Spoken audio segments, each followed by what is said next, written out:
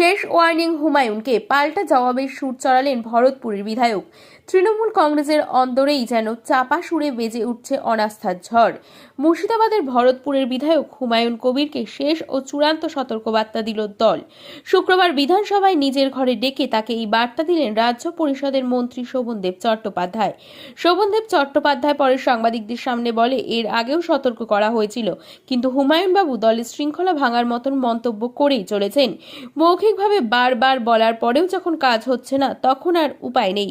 এবার লিখিত সতর্কতা দেওয়া হলো, এরপর দল নিজের মতন করে সিদ্ধান্ত নেবে। এটা ওকে মৌখিকভাবেও বলেছে অনেকবার যে আমি তেমন কথা বলতে চাই না, কিন্তু যখন দেখলাম যে বারবার বলা সত্ত্বেও যখন সে করছে না, তখন তাকে বলা হলো যে আগের বারে আবার তখন আর চিঠি লিখেছেন যে ভবিষ্যতে করবে না, এটা তারপর তুমি সেটা কন্টিনিউ করে যাচ্ছে। স্বাভাবিকভাবে এটা তোমাকে একটা ওয়ার্নিং দেওয়া হলো এবং এরপরেতে কিন্তু দল সিদ্ধান্ত নেবে। ওয়ার্নিং দেওয়া হলো লাস্ট। কেন এই ধরনের পদক্ষেপ করতে হবে? আসলে হুমায়ুন কবির কে আমরা আগে একবার সুপারিশ করেছিলাম, তারপরেও সে নিজেকে নিয়ন্ত্রণ করছে না বা রেস্ট্রেন করছে না। স্বাভাবিকভাবেই অনেক কথাই সে বলে ফেলছে যেগুলো দলের যে ডিসিপ্লিন, সেই ডিসিপ্লিন দেখছে। লাস্ট কথা তো লেখা নেই সেভাবে।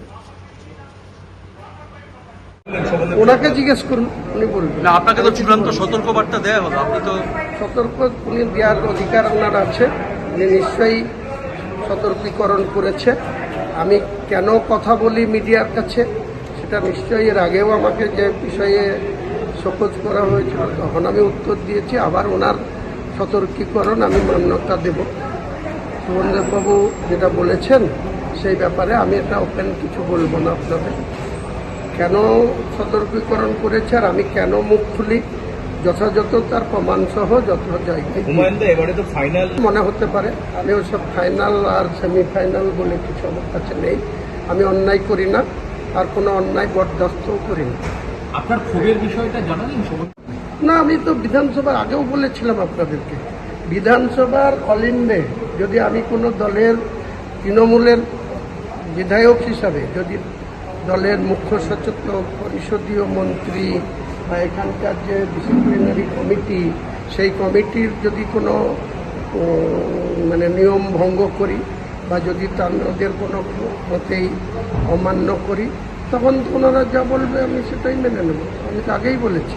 কিন্তু আমি বিধানসভার বাইরে দলের কারা ভালো চায় আর কে খারাপ চায়, যারা খারাপ চায় তাদের বিরুদ্ধে কথা বললে যদি এখানে আমাকে শৃঙ্খলা ভঙ্গের দায়ে নোটিশ দেয়, আমি তার এর আগেও দুবার জবাব দিয়েছি, আবার জবাব দেওয়া।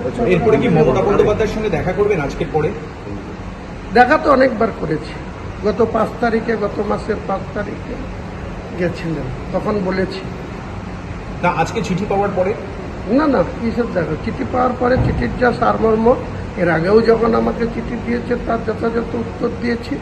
আবার যে চিঠির সারমর্ম, এখনই আপনাদেরকে চিঠি দেখাবো না, চিঠিতে কী লেখা আছে তাও বলবো না। উনি দিয়েছেন, আমি দেখব। আমি এখন 3-4 দিন, সোমবার থেকে বুধবার অবধি স্পিকার সাহেবের কাছে চিঠি দিয়ে আমি থাকবো না, অ্যাবসেন্ট যাবো। কারণ আমার মায়ের বয়স 98 বছর, মা অসুস্থ আছে, আমি বাড়িতে থাকবো। আবার 19 তারিখ 20 তারিখ যখন আসবো তখন আমি যথাযথ